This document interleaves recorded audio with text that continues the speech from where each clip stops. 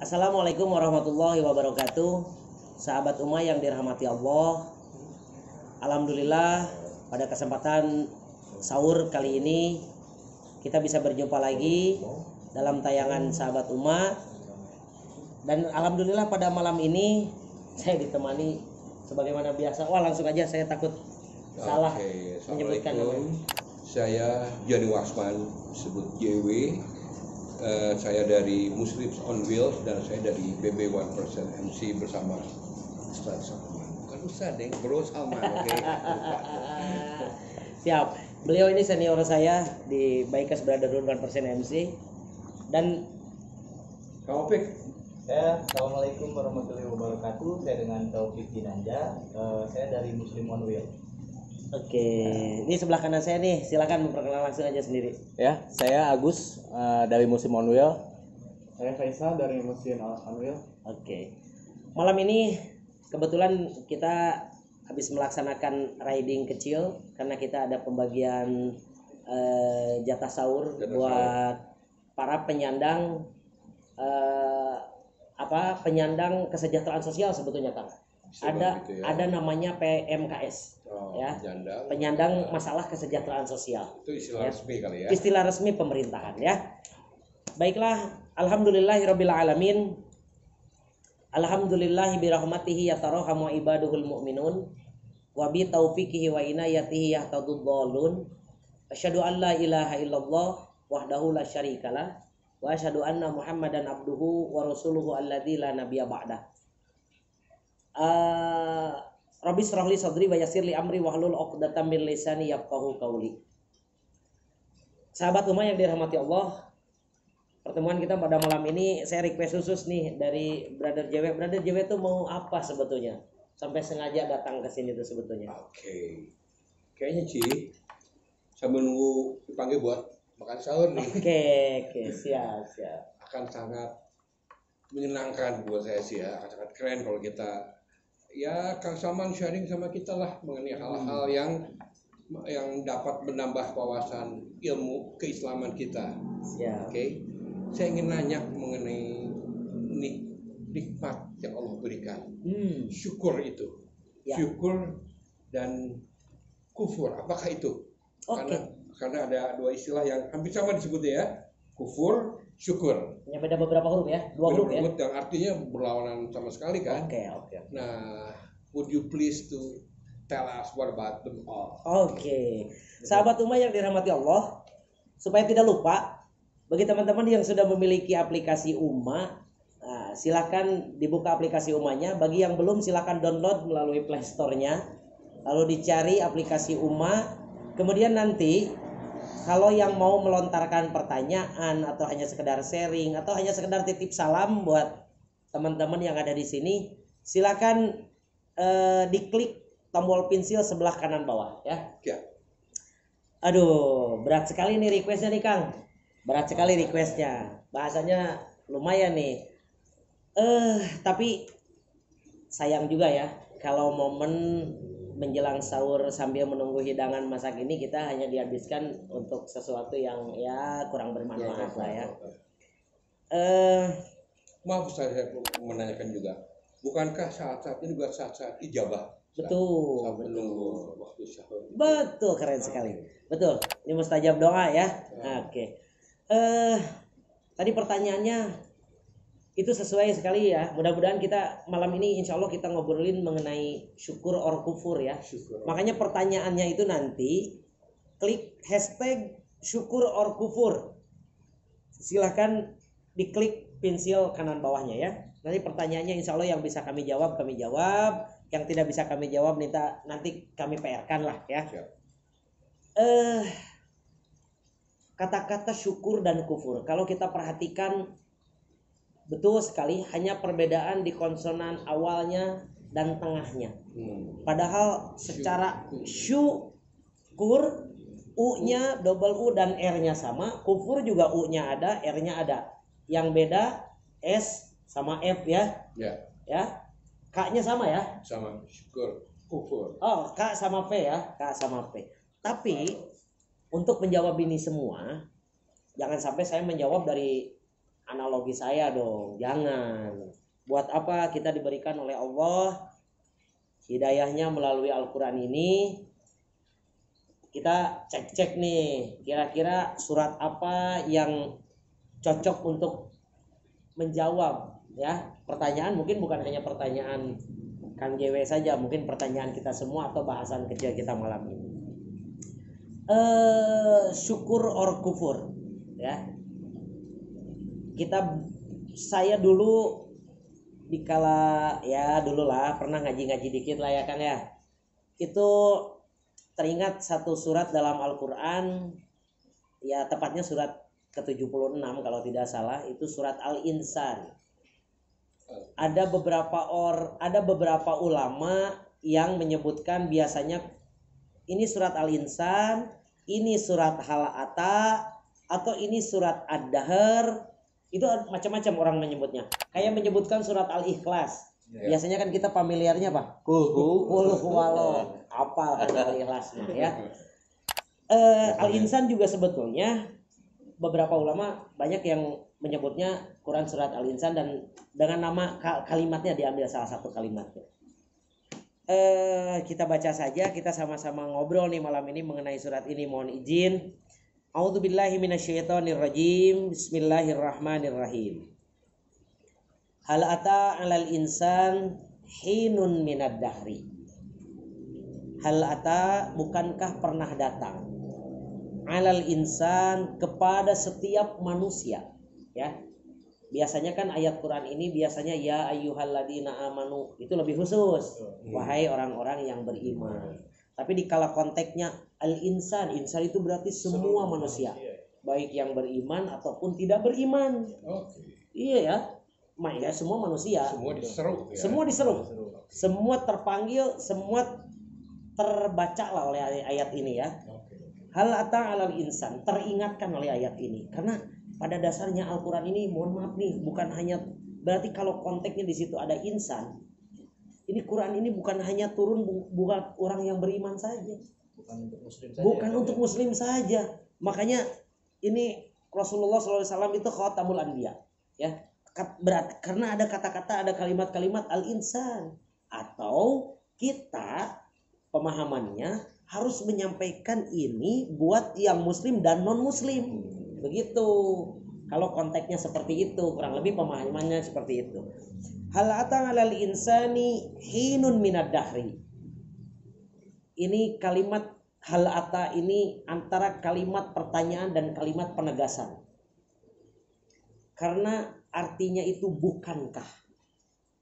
Bukankah saya pernah memberikan kamu uang? Itu berarti kan bisa penegasan, bisa juga pertanyaan. Ya.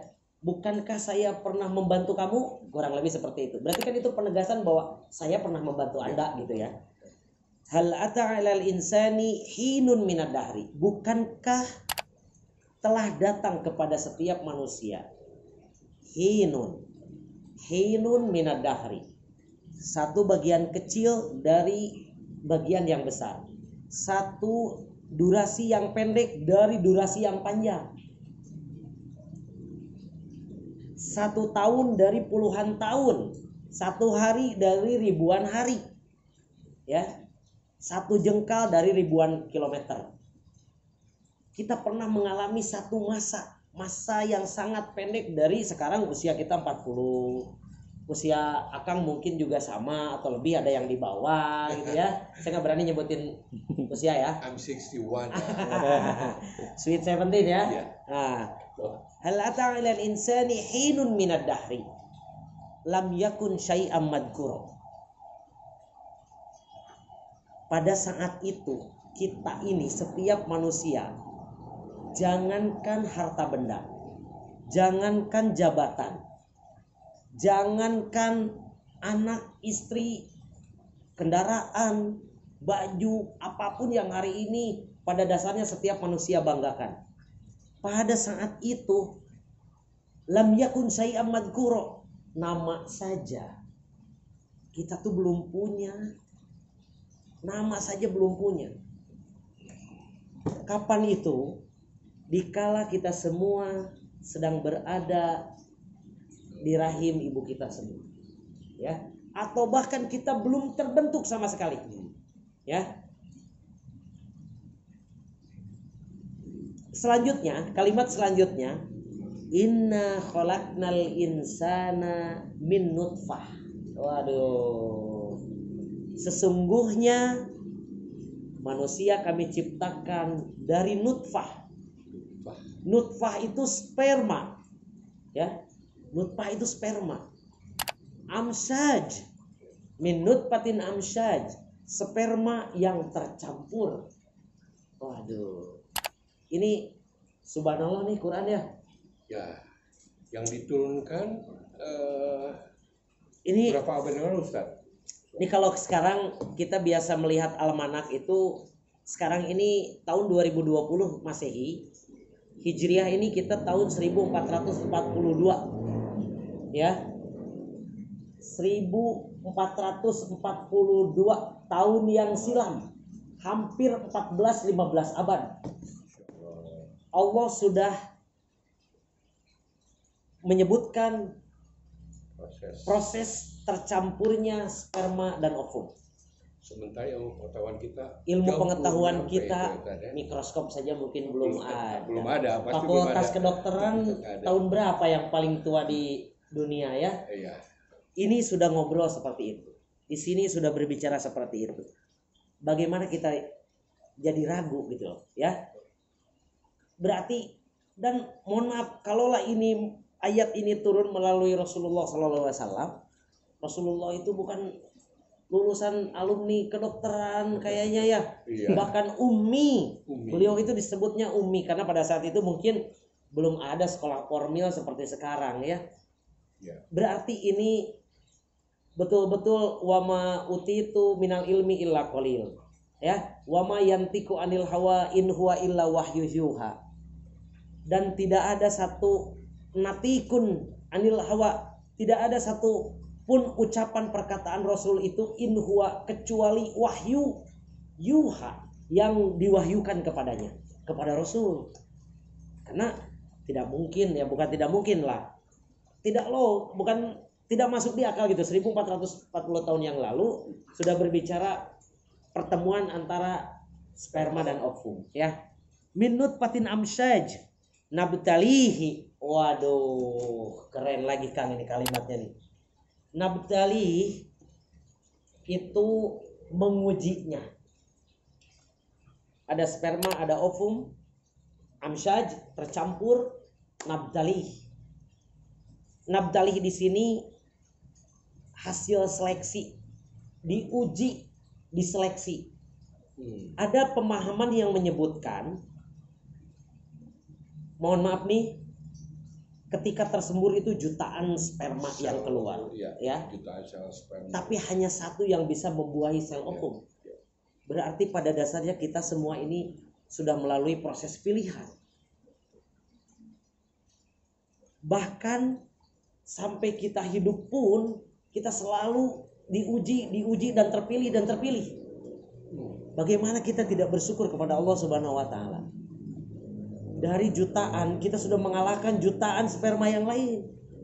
Kitalah yang dipilih oleh Allah untuk jadi manusia hari ini, jadi khalifatul fil ardh, khalifah fil ardh.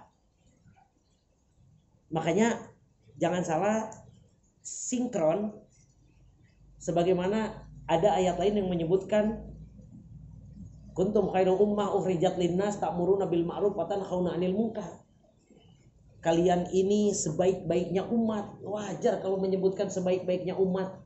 Sebab ada jutaan yang sudah kita kalahkan. Mereka akhirnya terbuang dan kitalah yang bisa membuahi sel telur itu. Nabtalih faja'alnahu sami'am basiro.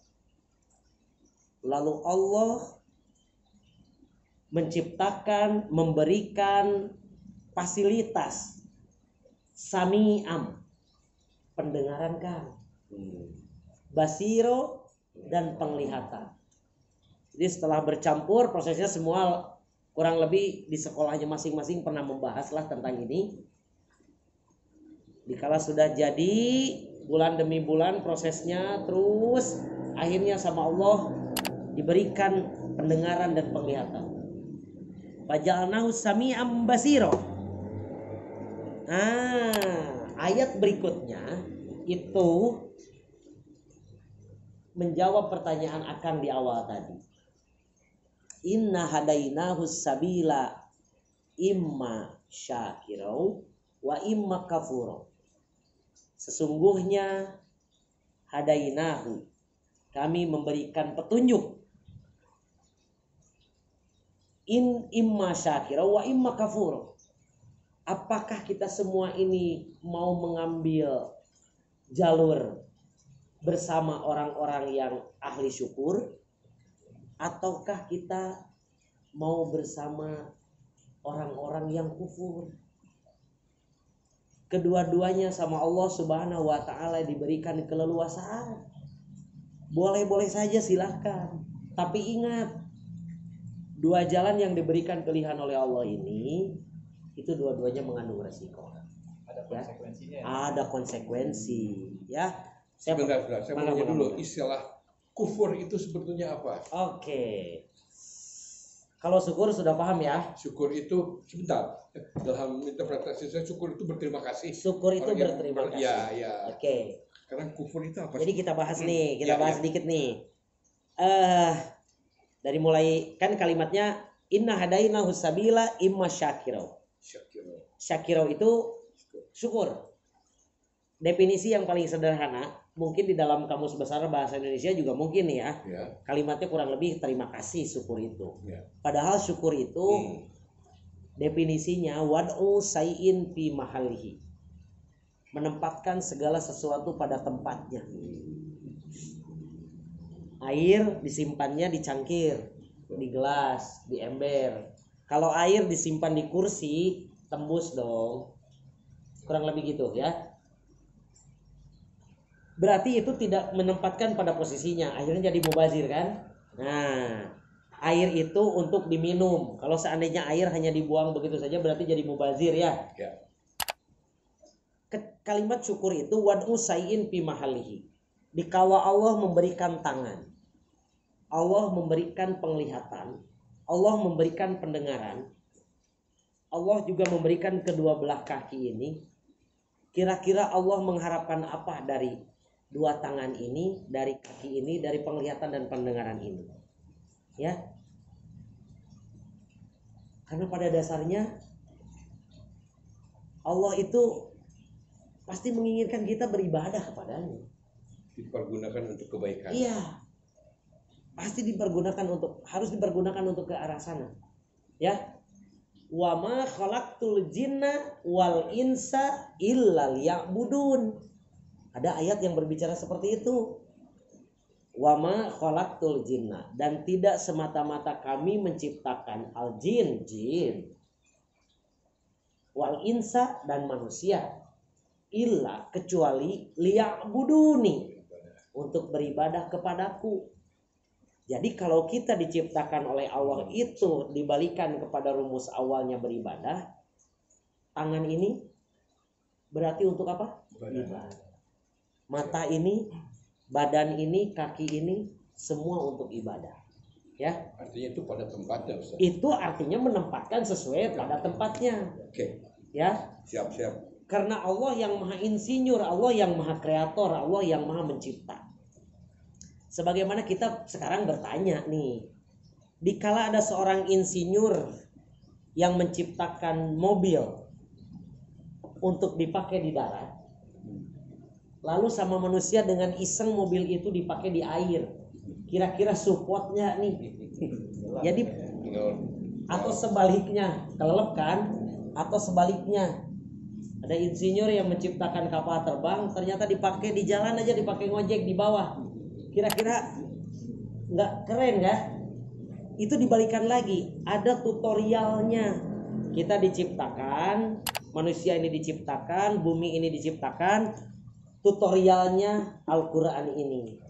Ya, wa ma khalaqtul jinna wal insa illa liya'budun, ada di tutorial ini.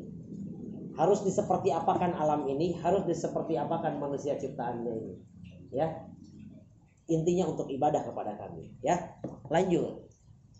Berikutnya, pertanyaan berikutnya, mal kufru, Apa itu kufur sebetulnya? Kufur itu asal mulanya dari kosakata kafaro yakfuru kufron. Itu menutup.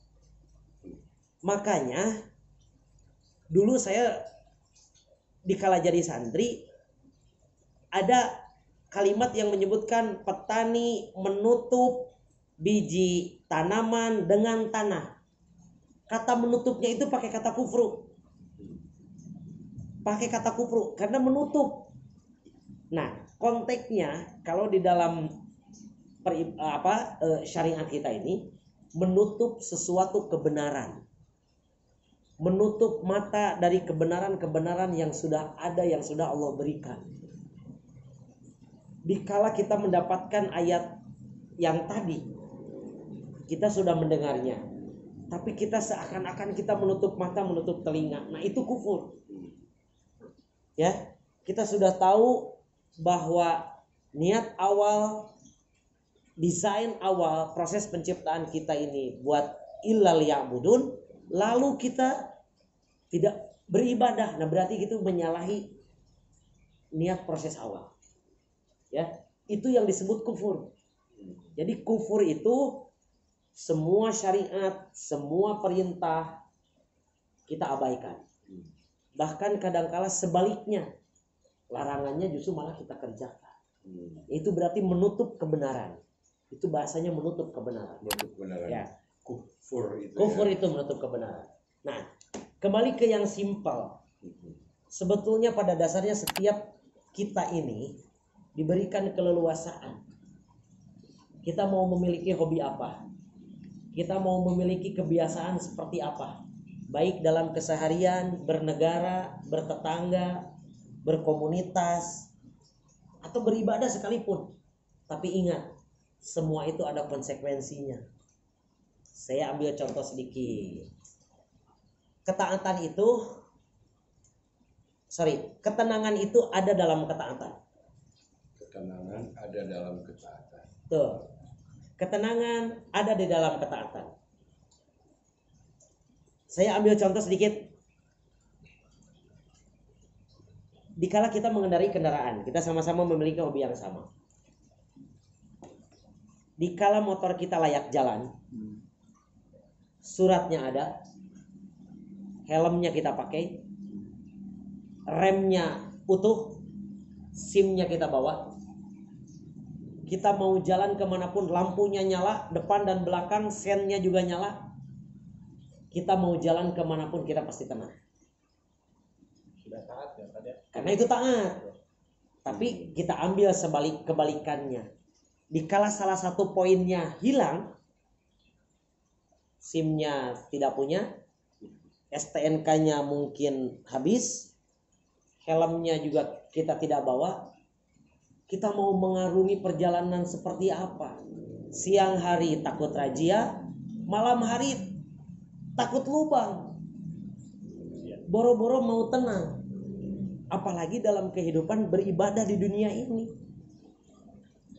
Sederhana sekali. Kalau kita melakukan kebaikan, indikasinya pasti hati kita merasa tenang. Sebentar nih, sahabat-sahabat ummah yang dirahmati Allah, ada pertanyaan yang masuk nih dari sahabat ummah. Oke, barusan nih ada pertanyaan yang masuk. Oke ya. Bagaimana? Oke, ini dari sahabat Uma dari Kang Lutfi. Ya. Ustaz, bagaimana kalau kita masih suka maksiat? Tapi sholat juga kita laksanakan. Ini bagaimana nih hukumnya nih? Waduh, ini pertanyaannya gue banget ya pertanyaannya. Pertanyaannya lu banget ini pertanyaannya. Kain teh. Bagaimana nih? Kita masih suka melaksanakan maksiat, tapi sholat lancar. Bagaimana nih hukumnya? Ya, sahabat Lutfi, sahabat Umma yang dirahmati Allah, ini pertanyaan ini sebetulnya bisa dibalikan lagi kepada sahabat Lutfi ya. Inna sholata tanha anil fahsya'i wal munkar. Sesungguhnya sholat itu akan mencegah dari perbuatan keji dan mungkar. Berarti pertanyaannya seperti sekarang ini, apakah sholat yang Anda laksanakan itu hanya sekedar bebas dari kewajiban, ataukah memang sholat yang sebenar-benarnya sholat? Ya, karena kalau sholatnya itu sebenar-benarnya sholat, ya, insya Allah nanti maksiatnya akan berkurang. Jadi tips dari saya, lanjutkan sholatnya, jangan pernah berhenti sholatnya, tapi sambil betul-betul didalami, diresapi. Ilmu-ilmu mengenai sholatnya terus dikaji. Bait demi bait, artinya itu terus Anda harus kuasai. Ya, insya Allah lama-kelamaan maksiatnya akan semakin berkurang, bahkan bakal semakin sayang. Kalau seandainya kita sholat masih melakukan maksiat, ya. Selanjutnya, ini pertanyaannya juga gue banget ini pertanyaannya. Ustadz, saya punya tato, tapi ingin sholat. Apakah sholat saya diterima dalam kurung sah? Ini Kang Jewe nih yang jawabnya nih. Kang Jewe nih yang jawabnya nih kayaknya nih. Ustadz, saya punya tato, tapi saya ingin sholat. Apakah sholat saya diterima atau sah? Gimana Ustaz? Baiklah.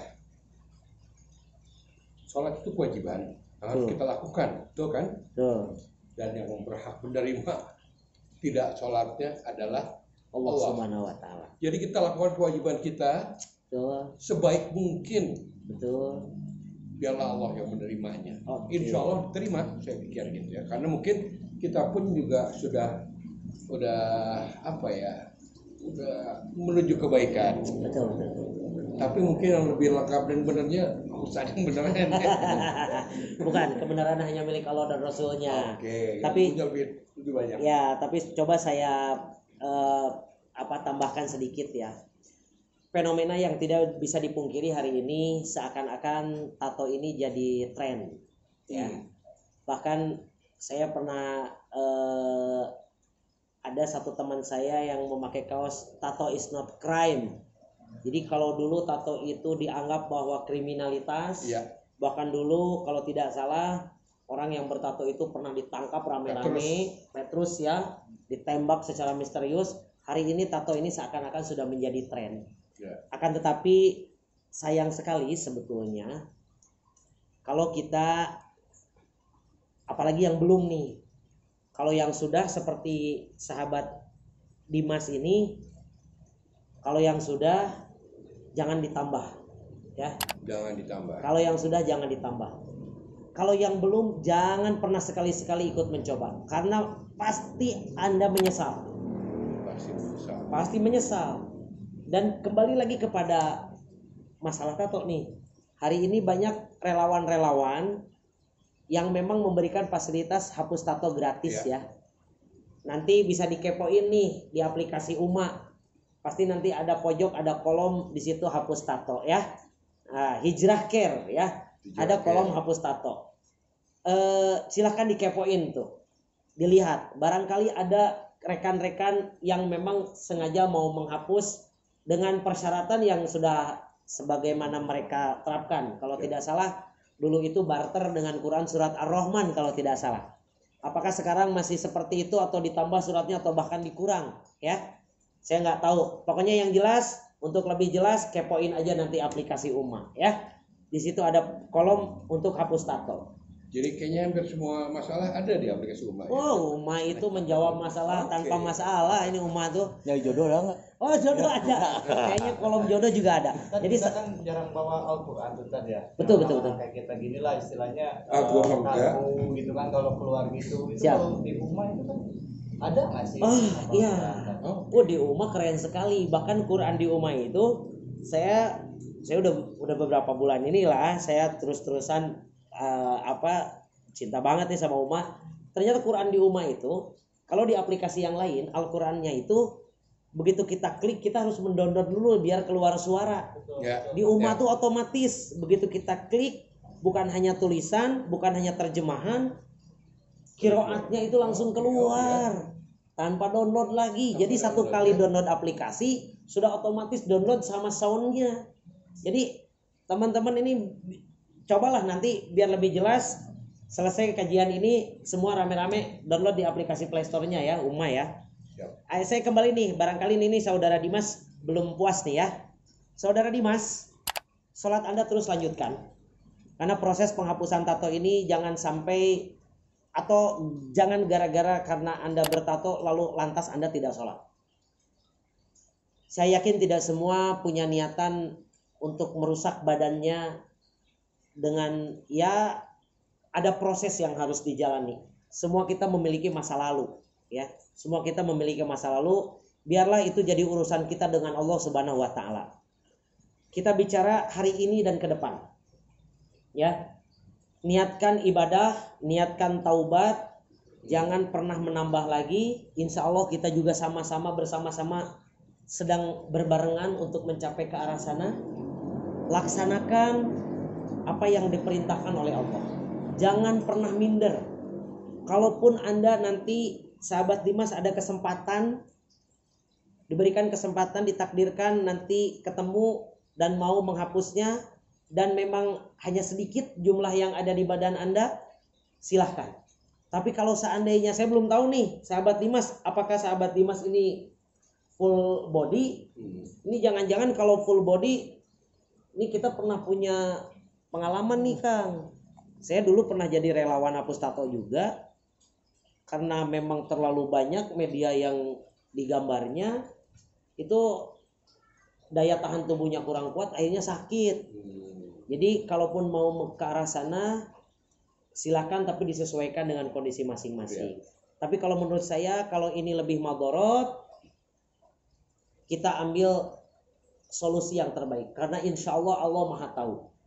Taubatan nasuha, ya. Yang penting jangan menambahkan lagi meskipun hanya setitik, kurang lebih seperti itu sebagai aja. Bentuk dari taubatnya. Sebagai bentuk dari taubat kita, ya. Wah, pertanyaannya banyak sekali nih Kang. Pertanyaannya banyak sekali nih, berarti banyak sahabat-sahabat Ummah yang nonton nih. Apakah mungkin karena aneh nih kajian malam ini? Nah lo kok ini ada yang nyasar kali ini, anak-anak baikers pada ngomongin agama, gimana ceritanya ini? Tapi nggak apa-apa ya Kang ya. Mari. Kita juga sama ya. Kita juga sama yang ya. baik. Oke. Ini sambil nunggu hidangan sahurnya masak. Ada pertanyaan berikutnya. Assalamualaikum dari sahabat Raihan nih. Assalamualaikum Ustaz, alhamdulillah saya sudah hijrah. Tapi bagaimana caranya mengajak teman-teman main saya dulu yang sampai saat ini tanda kutip masih nakal. Oke, mungkin ini sahabat Raihan ini mempertanyakan bagaimana tipsnya ya, biar yang kita ajak itu tidak tersinggung, ya. Ini kita kembalikan lagi aja kepada pola-pola yang sudah dijalankan oleh Allah melalui Rasulnya. Saya kira banyak sekali gerakan-gerakan hijrah yang sekarang sudah mulai berjalan dengan segala nilai plus minusnya, bahkan dengan segala permasalahannya. Tapi kalau kita kembalikan lagi kepada pola Rasulullah, ud'u ila sabili rabbika bil hikmah wal mau'izatil hasanah. Ya, wajadilhum billati hiya ahsan. Ud'u, ajaklah, panggillah. Mari kita ajak teman-teman kita ila sabili rabbika, untuk mendekati kepada sabili rabbika, jalan Rabb, jalan Allah, jalan Tuhan kita. Bil hikmah, dengan arif dan bijaksana. Kita jangan menggunakan kata-kata kasar, jangan. Nanti orangnya tersinggung. Diajak sama kebaikan juga kalau sudah tersinggung mah tidak mungkin mau. Tapi Rasul itu bilisani kaumihim. Jadi kalau untuk bahasa, mohon maaf nih, Untuk bahasa anak-anak gaul, pakailah bahasa anak-anak gaul. Kalau untuk ternyata temannya usianya jauh di atas lebih daripada Anda, sahabat Lutfi, coba pakai dengan bahasa-bahasa yang lebih ihtiroman, lebih terhormat, lebih menghormati, ya. Ud'u ila sabili rabbika bil hikmah. Dengan hikmah, dengan bijak, arif dan bijaksana. Dengan lemah lembut, bukan dengan keras, bukan dengan kasar, bukan, jangan. Wal mau'idatil hasanah. Ada satu tips yang paling keren, apa? Kita kasih mereka contoh. Ya. Jadi dakwah dengan lisan itu memang bagus, tapi dakwah dengan contoh itu jauh lebih bagus. Sebagaimana nih teman-teman ini semua kan hampir semua sudah berumah tangga ya, sudah memiliki keturunan nih. Kurang lebih seperti kita mengajak anak-anak kita. Kita menyuruh dia sholat, tapi kitanya sendiri pun sholatnya terlambat. Bagaimana anak-anak kita mau mengikuti kita? Kita mengajak tetangga kita untuk bersedekah, kitanya pun sendiri pelit. Bagaimana tetangga-tetangga kita mau ikut bersedekah? Kita mengajak mereka ke masjid, kita selalu berbicara mereka ke masjid, kitanya pun masih jarang ke masjid. Bagaimana mereka mau mengikuti? Anak dan istri kita pun yang serumah belum tentu mengikuti kita, apalagi orang lain. Jadi teman-teman sahabat Dimas ini, tips yang paling mudah, yang paling simple, yang paling efektif, jangan pernah bosan untuk mengajak, tapi ingat dengan tata cara yang baik, ya, gitu ya. Mungkin Kang Jewe ada tambahan nih untuk cara mengajak hijrah nih. Ya, saya pikir juga itu tetap lakukan, ajaklah mereka ke kebaikan. Karena itu ibadah buat tahu tadi Mas? Ibadah ya buat sholat ya? Ya, enggak. Hijrah. Itu ibadah buat tadi Kang siapa? Dimas. Kang Rehan. Makanya itulah ibadah yang besar itu kan. Oh iya dong. Dakwah. Tapi dengan cara yang paling benar tadi, dengan memberi contoh yang baik. Betul. Dan tentunya kalau teman-teman kita udah tahu deh gimana caranya untuk mengajak tapi tetap bikin nyaman. Nah itu deh. Betul. Kita nih ada trik nih ya. Kayak dulu kita juga pernah melakukan sama-sama nih, hanya sharing aja.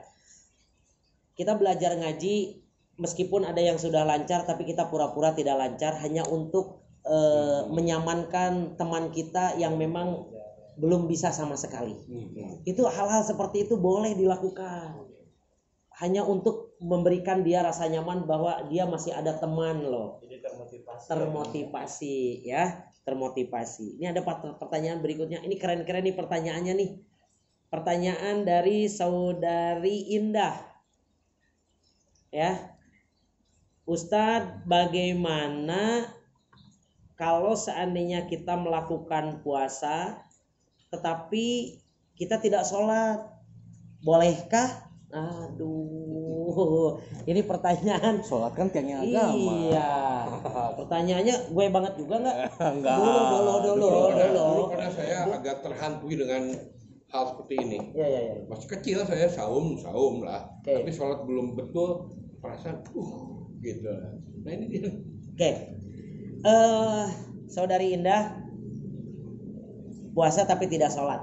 Nih, ingat bahwa ada hadis Rasul yang menyebutkan awwalu ma yuhasabu bihil abdu yaumal qiyamah as-shalah. Ida soluha sairu amalihi wa ida pasada sairu amalihi. Awal itu udah jadi bahasa Indonesia. Ya. Udah jadi bahasa kita. Awwalu yang paling awal, yang paling pertama.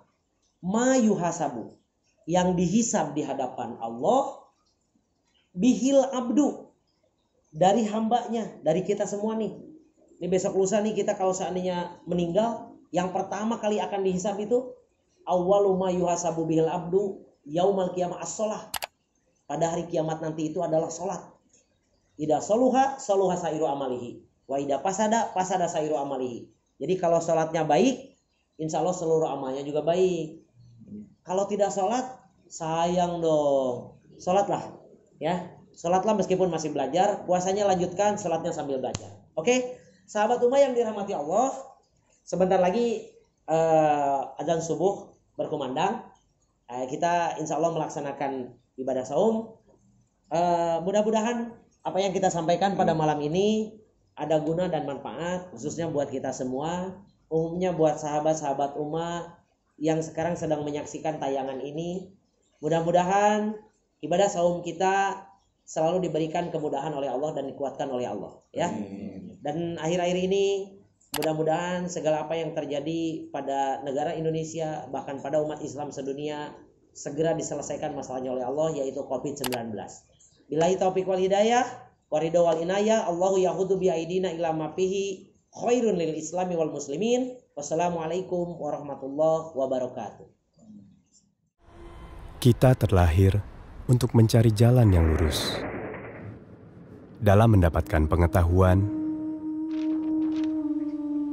dalam mencari pengalaman, dan dalam mengemban amanah untuk menjadi manusia yang lebih baik.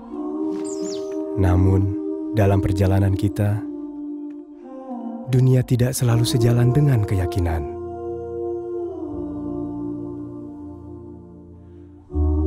Zaman mendatangkan beragam pilihan, namun yang baik untuk kita tidak selalu jelas di depan mata. Karena itu, Ummah hadir untuk kita sebagai penunjuk arah yang insya Allah memberi pencerahan, dan sebagai sahabat yang insya Allah senantiasa mengingatkan dalam perjalanan kita pulang menuju jannah. Ummah, teman ibadahmu.